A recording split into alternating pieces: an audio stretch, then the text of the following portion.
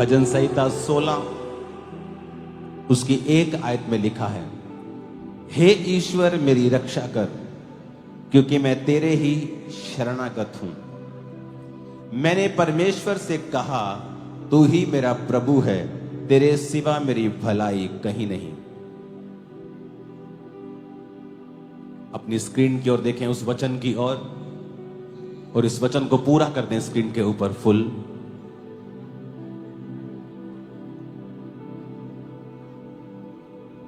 मैंने परमेश्वर से कहा, बोलो मैंने परमेश्वर से कहा, तू ही मेरा प्रभु है,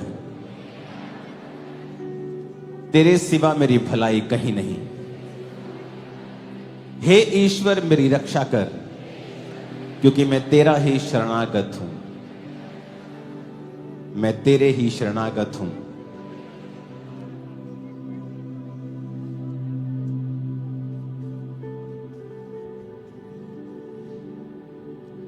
इसमें दाऊद ने क्यों कहा? यह दर्शाता है एक व्यक्ति का परमेश्वर के ऊपर निर्भरता।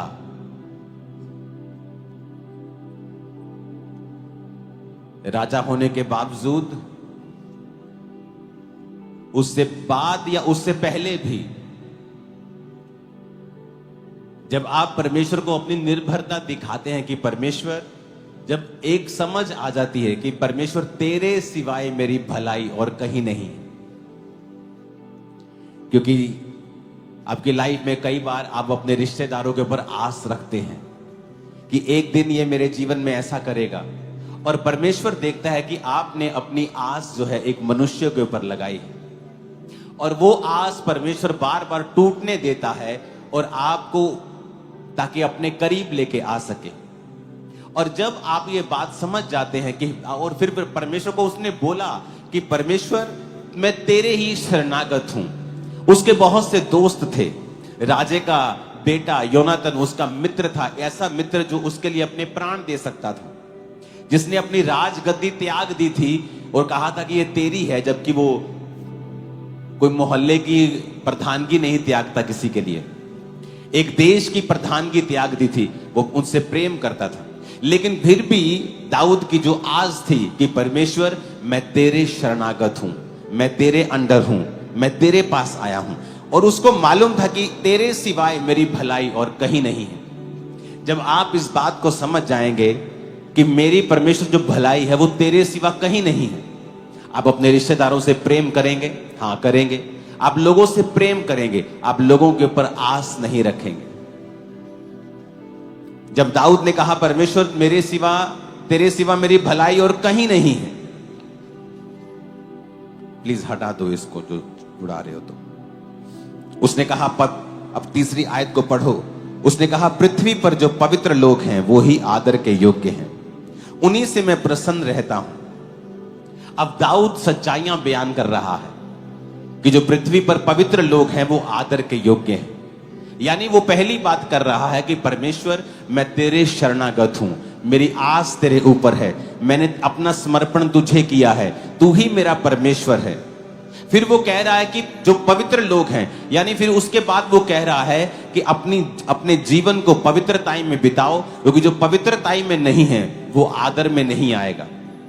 अगर आप चाहते हो आपका पति आपका आदर करे, आपकी पत्नी आपका आदर करे, लोग आपका आदर करे, परमेश्वर सबसे बेहतर आपका आदर करे, तो दाऊद ने एक सीक्रेट दिया। उसने कहा जो पृथ्वी पर पवित्र लोग हैं वो ही आदर के योग्य हैं। कई बार लोगों के पास बहुत पैसा होता है और वो जब लोगों के सामने जाते हैं लोग सलाम ठोकते हैं, लेकिन जैसे ही वो वहां से जाते कहते चल भाग जाए यहां से, चोर एक नंबर का। लेकिन जब परमेश्वर आपको पवित्रता के कारण ऊंचा करता है, लोग आपके मुंह पर भी आपका आदर करते हैं और पीठ पीछे आपका ज्यादा आदर करते हैं।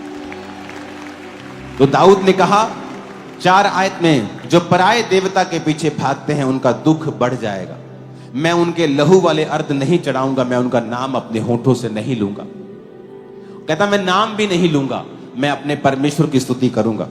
5 आयत में लिखा, यहोवा मेरा भाग और मेरे कटोरे का हिस्सा है, मेरे भाग को तू स्थिर रखता है। कहता तू मेरा भाग है परमेश्वर, मेरा हिस्सा तू है। फिर कहता मेरे भाग को तू स्थिर रखता है। एक बाप के 2 बेटे हैं तो हर एक बेटे का एक भाग आता है प्रॉपर्टी का। लेकिन कई बार जो आपका भाग होता है, आपका हिस्सा होता है, इस दुनिया में आपको नहीं मिलता है। लेडीज कंप्लेंट करती हैं, मैं सुंदर हूं, मैं बहुत ही चालाक हूं, मैं बड़ी अच्छी हूं, लेकिन मुझे ऐसा पति नहीं मिला। आदमी कंप्लेंट करते हैं, मैं सब कुछ वेल सेटल्ड हूं, लेकिन मुझे अच्छी पत्नी नहीं मिली, मेरे बच्चे अच्छे नहीं।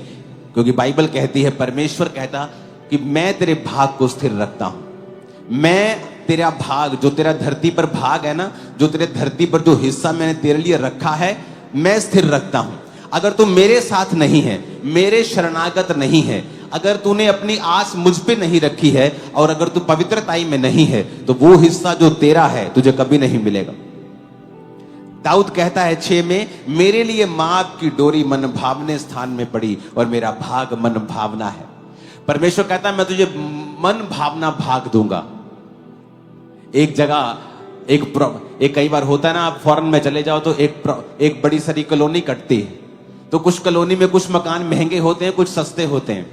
जो पानी के नजदीक होता है, किसी कम्युनिटी के नजदीक होता है, किसी जिम के नजदीक होता है, मार्केट के नजदीक बड़ा होता है, वो महंगा होता है। दाऊद कहता है कि जो मेरे मापने की डोरी है, कहता वो ऐसे स्थान में पड़ी जो मन भावना है। यानी तू उसी जगह पे रहते हुए, उसी स्टेट में रहते हुए, उसी मोहल्ले में रहते हुए, उसी शहर में रहते हुए, पर जो तेरा हिस्सा होगा वो सबसे अलग होगा और सबसे बड़ा होगा और सबसे बेहतर होगा। और अगर आप इसे इब्रानी भाषा में पढ़ेंगे, क्योंकि ये इब्रानी भाषा में बाइबल पुराना नियम लिखा गया था, अगर आप इसे इब्रानी भाषा में पढ़ेंगे तो आप इसमें वचन जो पढ़ेंगे, इसका मतलब आत्मिक नहीं है। जो इस लाइन का मतलब शारीरिक आशीषें हैं। कई बार वो आत्मिक आशीषों का जिक्र करता है, कई बार वो शारीरिक आशीषों का जिक्र करता है, क्योंकि परमेश्वर ने अब्राहम को दोनों आशीषें देने का वायदा किया था कि मैं तुझे आसमान की, मैं तुझे आत्मिक और शारीरिक दोनों आशीषें दूंगा।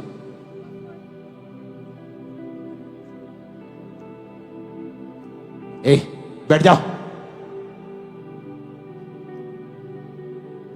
अपने पड़ोसी को बोलो, मेरे लिए माप की डोरी मन भावने स्थान में पड़ी और मेरा भाग, नहीं, डिक्लेयर करो, मेरा भाग मन भावना है। नहीं, ये मजा नहीं आया, डिक्लेयर करो इसे जरा। आमीन। कहता मेरा भाग मन भावना है। सेम जगह, सेम मोहल्ला, सेम नगर, सेम स्टेट, पर कहता जो मेरा भाग है वो मन भावना है। ये परमेश्वर के लोगों का हिस्सा है। किनका? जिनका शरण, जो खुदावन के शरणागत हैं, जो एक ही परमेश्वर को मानते हैं, जिन्होंने अंदर से ठान लिया है, जो समझ चुके हैं कि परमेश्वर तेरे सिवा मेरी भलाई और कहीं नहीं है, जो पवित्रताई में चल रहे हैं, जिनका परमेश्वर सिर्फ एक है, जिनके होंठों पर सिर्फ परमेश्वर का नाम है। वो कहते हैं कि फिर मेरे कटोरे का जो हिस्सा है, मेरा भाग है, उसको परमेश्वर स्थिर रखेगा और मेरा भाग मन भावना होगा। मन भावना। सारे बोलेंगे वाओ, आपके जैसी ब्लेसिंग हमें भी चाहिए, आपके जैसी ये चीज हमें भी चाहिए। आपका हिस्सा ऐसा होगा इन जीसस नेम। 7 आयत में लिखा है, मैं यहोवा को धन्य कहता हूं। आपके मुंह से परमेश्वर की स्तुति निकला करेगी। आप परमेश्वर को धन्य कहा करेंगे, क्योंकि आपने खुदाबंद की बेहतरी को, उसकी ब्लेसिंग को देखा होगा। क्योंकि उसने मुझे सम्मति दी है, वरन मेरा मन भी रात में मुझे शिक्षा देता है। आप देखेंगे जब आप परमेश्वर के वचनों पे चलना शुरू करते हैं, आप कई बार अकेले बैठे होते हैं और परमेश्वर आपसे बात करना शुरू करता है। आपका मन आपको शिक्षा देता है कैसे बेहतर करना है अपनी जिंदगी को, कौन से पाप हैं, कौन सी कमियां हैं जिनको अपनी जिंदगी से निकालना है। कहते तेरा मन भी रात को तुझे शिक्षा देगा जब तू परमेश्वर के साथ जुड़ा हुआ होगा, जब तू रोज वचन को पढ़ेगा, परमेश्वर के साथ समय को बिताएगा, अपनी आस खुदा पे रखेगा, तेरा मन रात को तुझे शिक्षा देगा। 8 आयत में लिखा है, मैंने यहोवा को निरंतर अपने सम्मुख रखा है, इसलिए कि वह मेरे दाहिने हाथ रहता है, मैं कभी ना डगमगाऊंगा। मेरा हृदय आनंदित, मेरी आत्मा मगन हुई और मेरा शरीर भी चैन से रहेगा। कहता मैंने यहोवा को निरंतर अपने सम्मुख रखा है। कोई परमेश्वर को अपने सामने कैसे रख सकता है? ये कोई कुर्सी थोड़ी है कि आपने सामने रख दी, या कोई चीज थोड़ी है कि आप अपने सामने रख दी। इसका मतलब है परमेश्वर को सम्मुख जानकर सारे काम करना। आप एक जॉब प्लेस पे हैं, आप एक नौकरी कर रहे हैं, आप बिजनेस कर रहे हैं, और जब वहां आप चोरी करते होंगे, इसका मतलब यहोवा आपने अपने सम्मुख नहीं रखा है। अगर आपके सम्मुख आप यहोवा को जान के चलेंगे, आप चोरी करते हुए डगमगाएंगे, आपके हाथ कांपेंगे। आप व्यभिचार का मैसेज करते करते आपका दिल कांपेगा, क्योंकि आपने परमेश्वर को अपने अगर सामने रखा है तो। लेकिन कई समय तक आप परमेश्वर को साइड कर देते हैं कि अब तू मुझे नहीं चाहिए, और फिर आप अपने काम करते हैं जो नहीं करने चाहिए। इसलिए बाइबल कहती है, परमेश्वर ने कहा मेरा हृदय आनंदित, दाऊद कहता मेरा हृदय आनंदित रहेगा। बहुत से लोग हैं जो आनंदित नहीं हैं अपनी जिंदगियों से, खुदावंद का आनंद उनके ऊपर नहीं है। कहता मेरी आत्मा मगन है और मेरा शरीर भी चैन से रहेगा, मेरी बॉडी हील रहेगी, मेरी सोल आनंदित रहेगी। प्राण मेरा, अंदर से जो बेचैनी है, अंदर से जो खालीपन है, अंदर से जो सवालिया निशान उठते हैं, अंदर से जो खालीपन है, अंदर से जो एक बेचैनी है, उसने कहा वो खत्म हो जाएगी और तू मगन होगा। तेरा हृदय आनंदित रहेगा, तेरा शरीर भी चैन से रहेगा, तेरा शरीर भी हील रहेगा, तेरा शरीर भी मजबूत रहेगा। और ये कैसे होगा? जब तू परमेश्वर को अपने सम्मुख रखेगा। जब तू पाप करने लगेगा और सोचेगा नहीं, परमेश्वर मेरे सामने खड़ा, मुझे देख रहा है। अगर तू गलती करेगा तो उसकी माफी मांगे, परमेश्वर के सामने चला जाएगा, दोबारा ना दोहराने का वायदा करेगा और खुदाबंद को फिर अपने सामने रखेगा। अपने जीवन में तू चलेगा परमेश्वर को सामने जानकर, बिजनेस करेगा सामने रख के, जॉब करेगा सामने रख के, सेवा करेगा सामने रख के। कहता अगर तू यहोवा को अपने सम्मुख रखेगा, तेरा हृदय आनंदित रहेगा, तेरी आत्मा मगन रहेगी, तेरा शरीर चैन में रहेगा। क्योंकि तू मेरे प्राण को अधोलोक में ना छोड़ेगा, ना पवित्र भक्त को सड़ने देगा। तू मुझे जीवन का रास्ता दिखाएगा, तेरे निकट आनंद की भरपूरी है, तेरे दाहिने हाथ में सुख सर्वदा बना रहता है। यह भविष्यवाणी जब वो आत्मा में था तो उसने ये भविष्यवाणी की थी कि तू मेरे प्राण को अधोलोक में ना छोड़ेगा, जो जीसस क्राइस्ट के लिए थी, ना पवित्र भक्त को सड़ने देगा, जो जीसस क्राइस्ट के लिए थी। उसने ना तो जीसस क्राइस्ट के बॉडी को सड़ने दिया, ना ही उसको अधोलोक में छोड़ा, और वह मुर्दों में से जी उठा और वापिस आया और आज भी जीवित है। उसने कहा तू मुझे जीवन का रास्ता दिखाएगा, जहां जीवन है। आपकी आंखें आपको धोखा देती हैं। अब्राहम ने कहा लूत देख ले क्या चाहिए, उसको हरी हरी चरगाह दिखी, हरी हरी हरी, वेरी नाइस। कहता ये मुझे चाहिए, लेकिन वो नहीं जानता था कि वो हरी चरगाह नहीं है, वो सदम और अमोरा की ओर जा रहा है, विनाश की ओर जा रहा है। आपकी आंखें आपको धोखा देती हैं। परमेश्वर ने कहा अगर तू मेरे साथ वफादार होगा तो मैं तुझे जीवन का रास्ता दिखाऊंगा। मैं तुझे दिखाऊंगा कि जीवन का रास्ता, सही रास्ता क्या है। तेरे बिजनेस में, तेरी जॉब में, तेरे फाइनेंस में, तेरी फैमिली में, तेरी सेवकाई में, तेरी सेहत के लिए मैं तुझे रास्ता दिखाऊंगा। तेरे निकट आनंद की भरपूरी है, तेरे दाहिने हाथ में सुख सर्वदा बना रहता है। अगर उसके निकट रहेंगे तो आनंदित रहेंगे। दाहिने हाथ का मतलब है परमेश्वर के साथ राइट होकर चलना, सही होकर चलना। जब भी दाहिने हाथ का जिक्र आता है तो इसका मतलब है right standing with God. Righteousness का मतलब है राइट स्टैंडिंग विद गॉड। दाहिने हाथ का मतलब है खुदा के साथ सही चलना। जब आप परमेश्वर के साथ सही चलते हैं, सब कुछ सही करते हैं, दाहिने हाथ खड़े होते हैं, यानी प्रभु के साथ सहमत होते हैं, तो उसने कहा सुख उसके दाहिने हाथ में सर्वदा बना रहता है। कोई क्रिश्चियन आपको नहीं मिलेगा, रियल क्रिश्चियन, आज दुखी सुखी, फिर कल दुखी, फिर परसों सुखी। आपको हमेशा वो सुखी मिलेगा। परीक्षा में वो हो सकता है, लेकिन सुख उसको छोड़ के कभी नहीं जाएगा। ये आपका और मेरा हिस्सा है। आमीन। साथ चाहिए मेरे को चर्च, साथ चाहिए। आमीन। ऊंची आवाज में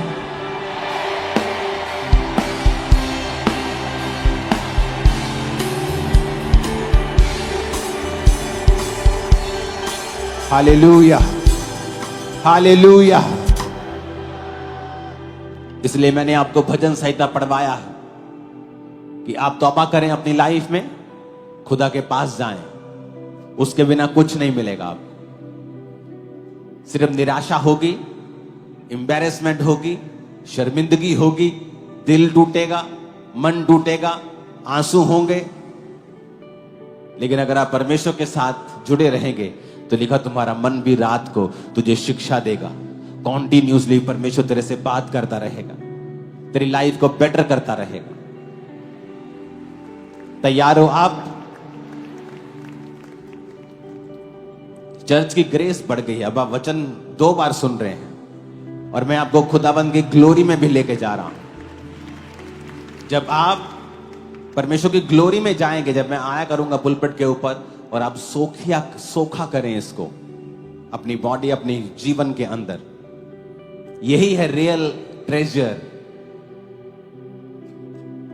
आपको इसकी वैल्यू शायद बाद में मालूम हो, लेकिन जब ये आपकी लाइफ के अंदर एक बार आ जाएगा,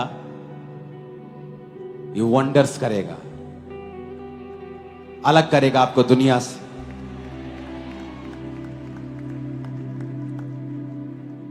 अपने हाथों को उठाओ,